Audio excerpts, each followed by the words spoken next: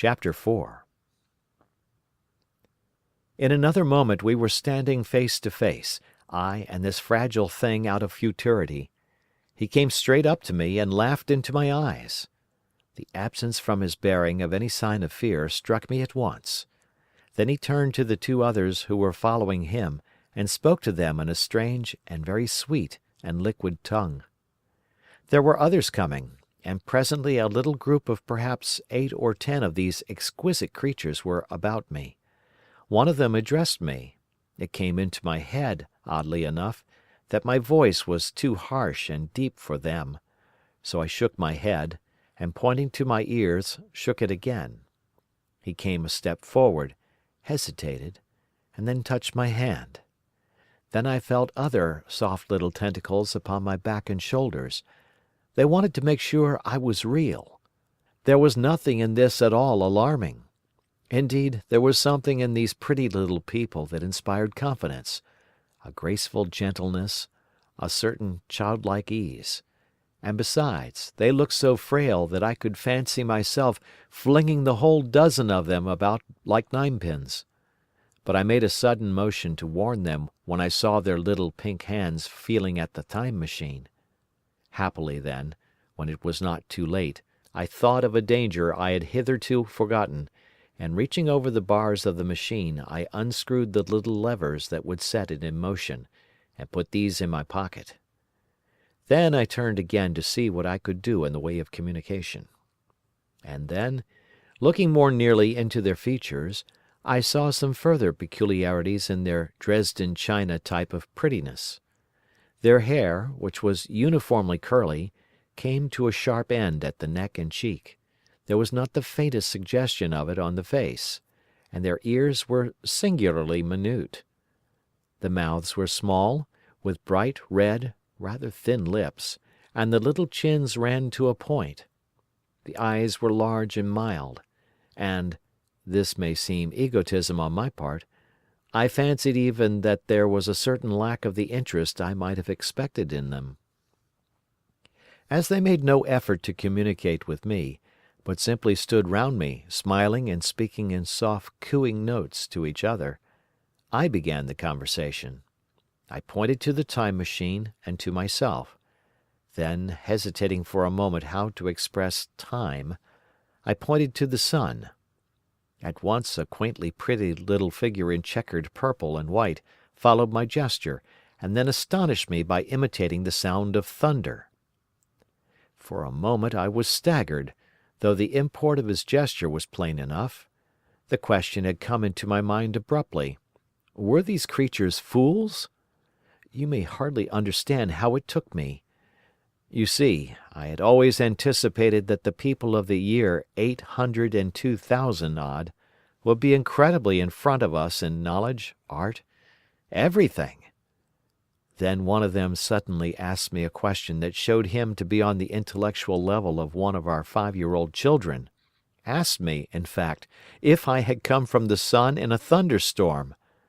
It let loose the judgment I had suspended upon their clothes, their frail light limbs and fragile features. A flow of disappointment rushed across my mind. For a moment I felt that I had built the time machine in vain. I nodded, pointed to the sun, and gave them such a vivid rendering of a thunderclap as startled them. They all withdrew a pace or so and bowed. Then came one laughing towards me, carrying a chain of beautiful flowers altogether new to me, and put it about my neck. The idea was received with melodious applause, and presently they were all running to and fro for flowers, and laughingly flinging them upon me until I was almost smothered with blossom. You who have never seen the like can scarcely imagine what delicate and wonderful flowers countless years of culture had created. Then someone suggested that their playthings should be exhibited in the nearest building, and so I was led past the Sphinx of white marble, which had seemed to watch me all the while with a smile at my astonishment, towards a vast grey edifice of fretted stone. As I went with them, the memory of my confident anticipations of a profoundly grave and intellectual posterity came with irresistible merriment to my mind. The building had a huge entry, and was altogether of colossal dimensions. I was naturally most occupied with the growing crowd of little people, and with the big open portals that yawned before me shadowy and mysterious. My general impression of the world I saw over their heads was a tangled waste of beautiful bushes and flowers, a long neglected and yet weedless garden. I saw a number of tall spikes of strange white flowers, measuring a foot perhaps across the spread of the waxen petals. They grew scattered, as if wild, among the variegated shrubs, but, as I say, I did not examine them closely at this time. The time machine was left deserted on the turf among the rhododendrons. The arch of the doorway was richly carved, but naturally I did not observe the carving very narrowly, though I fancied I saw suggestions of old Phoenician decorations as I passed through, and it struck me that they were very badly broken and weather-worn. Several more brightly clad people met me in the doorway, and so we entered, I, dressed in dingy 19th century garments, looking grotesque enough, garlanded with flowers, and surrounded by an edifying mass of bright, soft-coloured robes and shining white limbs, in the melodious whirl of laughter and laughing speech. The big doorway opened into a proportionately great hall hung with brown. The roof was in shadow, and the windows, partially glazed with coloured glass and partially unglazed, admitted a tempered light. The floor was made up of huge blocks of some very hard white metal, not plates nor slabs, blocks, and it was so much worn, as I judged from the going to and fro of past generations, as to be deeply channelled along the more frequented ways. Transverse to the length were innumerable tables made of slabs of polished stone, raised perhaps a foot from the floor, and upon these were heaps of fruits. Some I recognized as a kind of hypertrophied raspberry and orange, but for the most part they were strange. Between the tables was scattered a great number of cushions. Upon these my conductors seated themselves, signing for me to do likewise. With a pretty absence of ceremony, they began to eat the fruit with their hands, flinging peel and stalks, and so forth, into the round openings in the sides of the tables. I was not loath to follow their example, for I felt thirsty and hungry. As I did so, I surveyed the hall at my leisure. And perhaps the thing that struck me most was its dilapidated look. The stained glass windows, which displayed only a geometrical pattern, were broken in many places, and the curtains that hung across the lower end were thick with dust. And it caught my eye that the corner of the marble table near me was fractured. Nevertheless, the general effect was extremely rich and picturesque. There were perhaps a couple of hundred people dining in the hall, and most of them, seated as near to me as they could come, were watching me with interest, their little eyes shining over the fruit they were eating. All were clad in the same soft and yet strong silky material. Fruit, by the by, was all their diet. These people of the remote future were strict vegetarians, and while I was with them, in spite of some carnal cravings, I had to be frugivorous also. Indeed, I found afterwards that horses, cattle, sheep, dogs, had followed the ichthyosaurus into extinction. But the fruits were very delightful. One, in particular, that seemed to be in season all the time I was there, a flowery thing in a three-sided husk, was especially good, and I made it my staple. At first I was puzzled by all these strange fruits, and by the strange flowers I saw, but later I began to perceive their import. However, I am telling you of my fruit dinner in the distant future now. So soon as my appetite was a little checked, I determined to make a resolute attempt to learn the speech of these new men of mine. Clearly that was the next thing to do. The fruit seemed a convenient thing to begin upon, and holding one of these up, I began a series of interrogative sounds and gestures.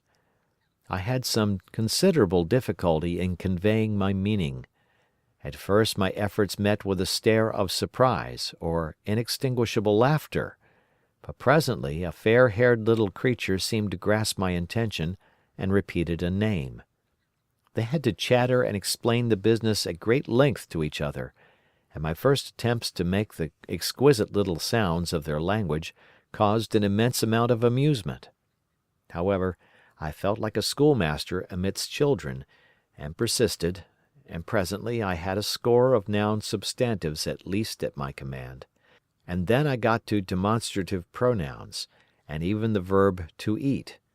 But it was slow work, and the little people soon tired and wanted to get away from my interrogations, so I determined, rather of necessity, to let them give their lessons in little doses when they felt inclined.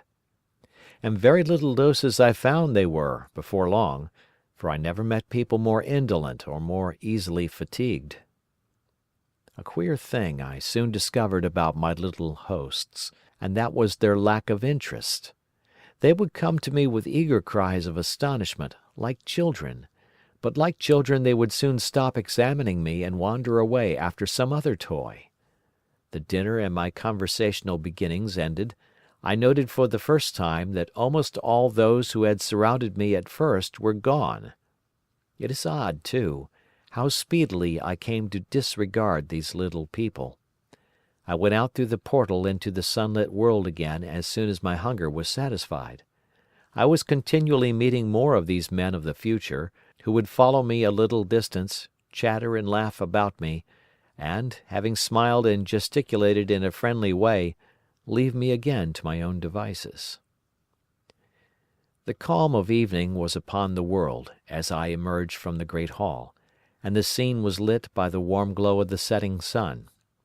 At first things were very confusing.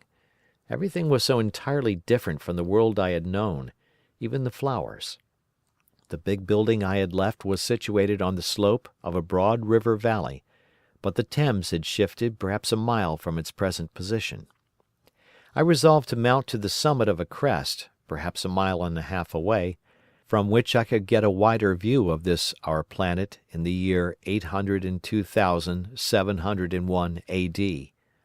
For that, I should explain, was the date the little dials of my machine recorded. As I walked I was watching for every impression that could possibly help to explain the condition of ruinous splendor in which I found the world, for ruinous it was.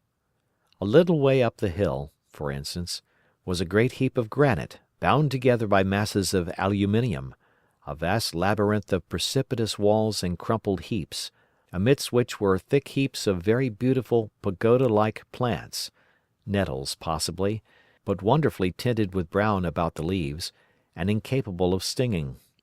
It was evidently the derelict remains of some vast structure, to what end built I could not determine. It was here that I was destined, at a later date, to have a very strange experience, the first intimation of a still stranger discovery, but of that I will speak in its proper place. Looking round with a sudden thought, from a terrace on which I rested for a while, I realized that there were no small houses to be seen. Apparently the single house, and possibly even the household, had vanished. Here and there among the greenery were palace-like buildings, but the house and the cottage, which form such characteristic features of our own English landscape, had disappeared. Communism, said I to myself. And on the heels of that came another thought. I looked at the half-dozen little figures that were following me. Then, in a flash, I perceived that all had the same form of costume, the same soft hairless visage, and the same girlish rotundity of limb. It may seem strange, perhaps, that I had not noticed this before. But everything was so strange. Now, I saw the fact plainly enough. In costume, and in all the differences of texture and bearing that now mark off the sexes from each other, these people of the future were alike, and the children seemed to my eyes to be but the miniatures of their parents. I judged then that the children of that time were extremely precocious, physically at least, and I found afterwards abundant verification of my opinion. Seeing the ease and security in which these people were living, I felt that this close resemblance of the sexes was after all what one would expect, for the strength of a man and the softness of a woman, the institution of the family and the differentiation of occupations are mere militant necessities of an age of physical force. Where population is balanced and abundant, much childbearing becomes an evil rather than a blessing to the state. Where violence comes but rarely and offspring are secure, there is less necessity. Indeed, there is no necessity for an efficient family, and the specialization of the sexes with reference to their children's needs disappears. We see some beginnings of this even in our own time, and in this future age it was complete. This, I must remind you, was my speculation at the time. Later, I was to appreciate how far it fell short of the reality. While I was musing upon these things, my attention was attracted by a pretty little structure, like a well under a cupola. I thought in a transitory way of the oddness of wells still existing, and then resumed the thread of my speculations. There were no large buildings towards the top of the hill, and as my walking powers were evidently miraculous, I was presently left alone for the first time. With a strange sense of freedom and adventure I pushed on up to the crest. There I found a seat of some yellow metal that I did not recognize, corroded in places with a kind of pinkish rust, and half smothered in soft moss, the armrests cast and filed into the resemblance of griffins' heads. I sat down on it, and I surveyed the broad view of our old world under the sunset of that long day. It was as sweet and fair a view as I have ever seen. The sun had already gone below the horizon, and the west was flaming gold, touched with some horizontal bars of purple and crimson. Below was the valley of the Thames, in which the river lay like a band of burnished steel. I have already spoken of the great palaces dotted about among the variegated greenery, some in ruins and some still occupied.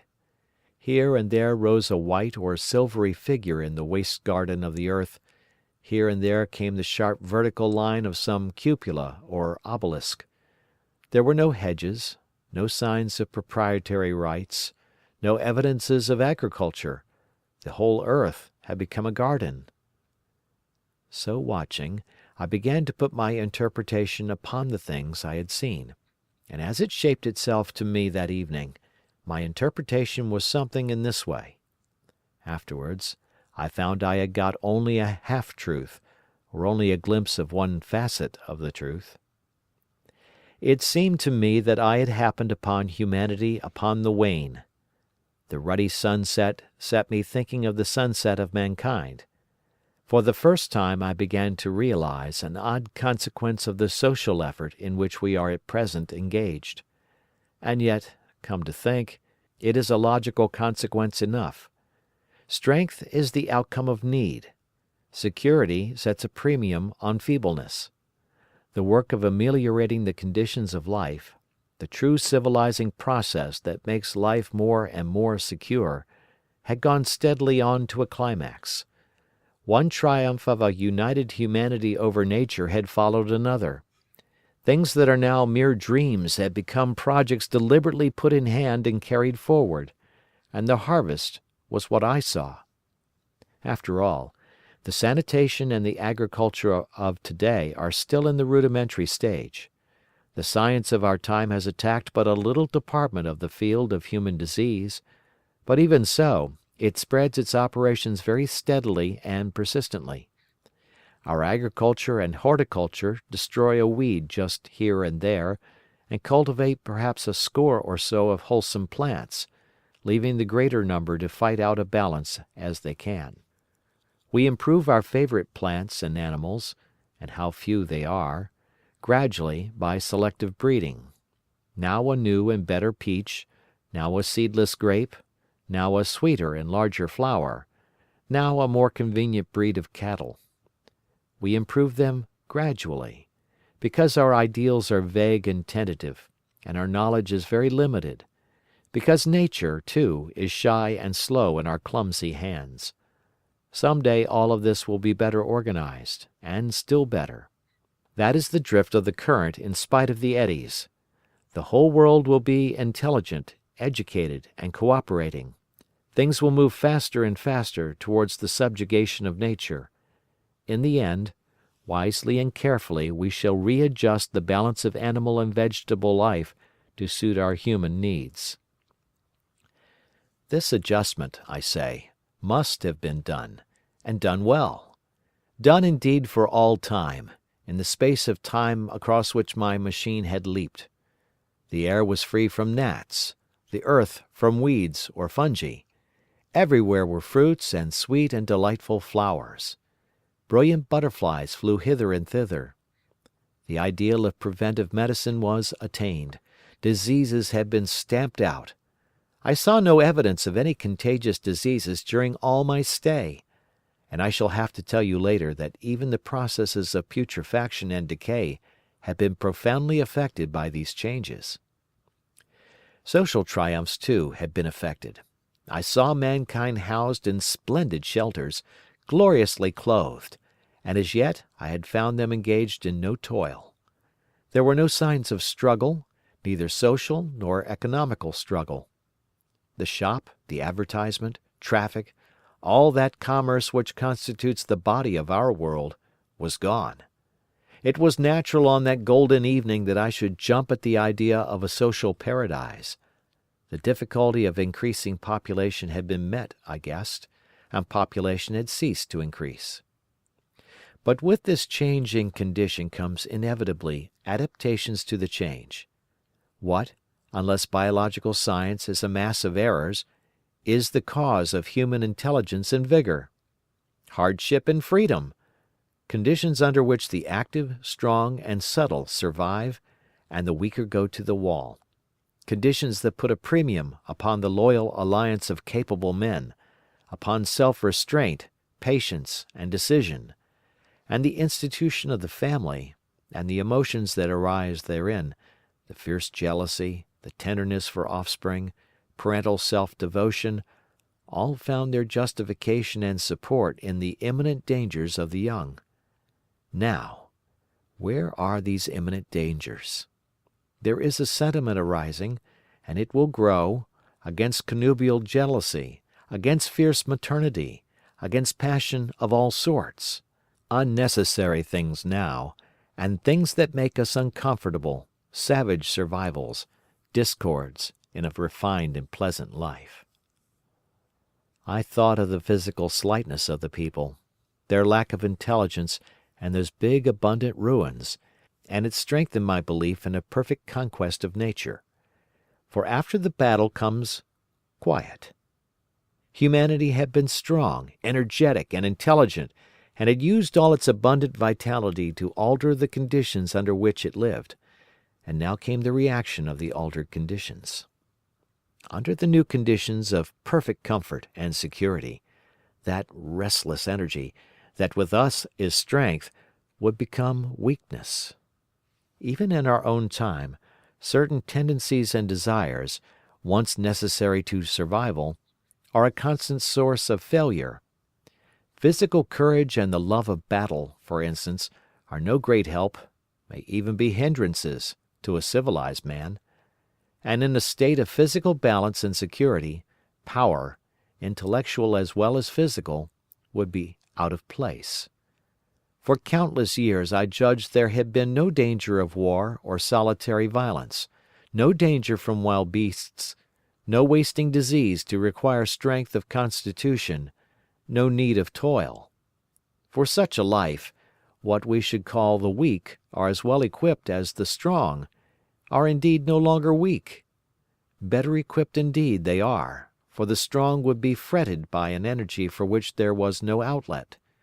No doubt the exquisite beauty of the buildings I saw was the outcome of the last surgings of the now purposeless energy of mankind, before it settled down into perfect harmony with the conditions under which it lived. The flourish of that triumph which began the last great peace. This has ever been the fate of energy and security. It takes to art and to eroticism, and then comes languor and decay. Even this artistic impetus would at last die away, had almost died in the time I saw. To adorn themselves with flowers, to dance, to sing in the sunlight, so much was left of the artistic spirit, and no more. Even that would fade in the end into a contented inactivity.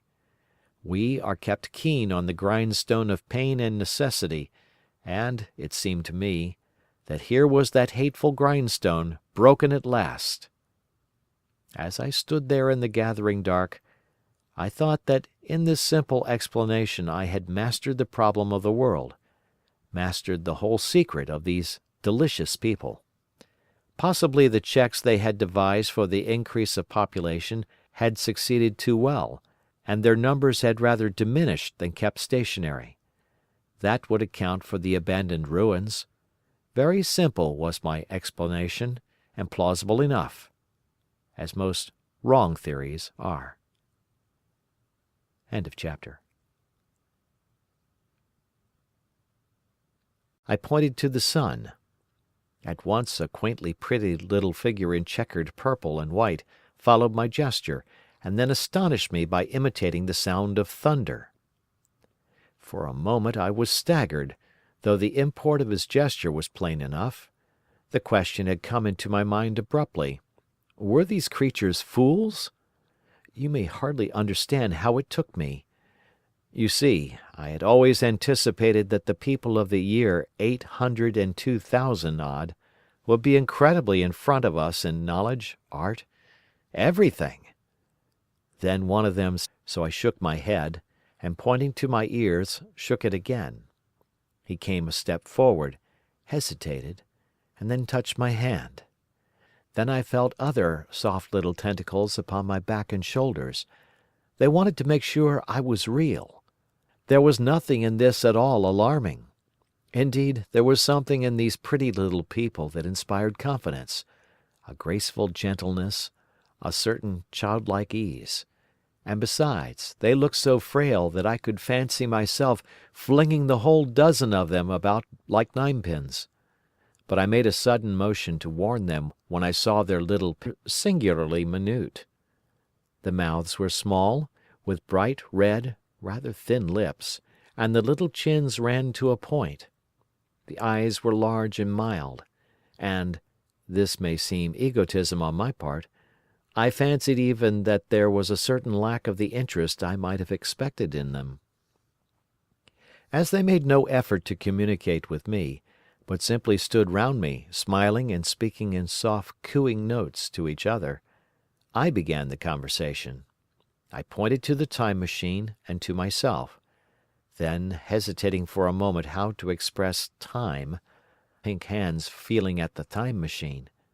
Happily then, when it was not too late, I thought of a danger I had hitherto forgotten, and reaching over the bars of the machine, I unscrewed the little levers that would set it in motion, and put these in my pocket. Then I turned again to see what I could do in the way of communication. And then, looking more nearly into their features, I saw some further peculiarities in their Dresden china type of prettiness. Their hair, which was uniformly curly, came to a sharp end at the neck and cheek. There was not the faintest suggestion of it on the face, and their ears were— Chapter 4. In another moment we were standing face to face, I and this fragile thing out of futurity. He came straight up to me and laughed into my eyes. The absence from his bearing of any sign of fear struck me at once. Then he turned to the two others who were following him and spoke to them in a strange and very sweet and liquid tongue. There were others coming, and presently a little group of perhaps 8 or 10 of these exquisite creatures were about me. One of them addressed me.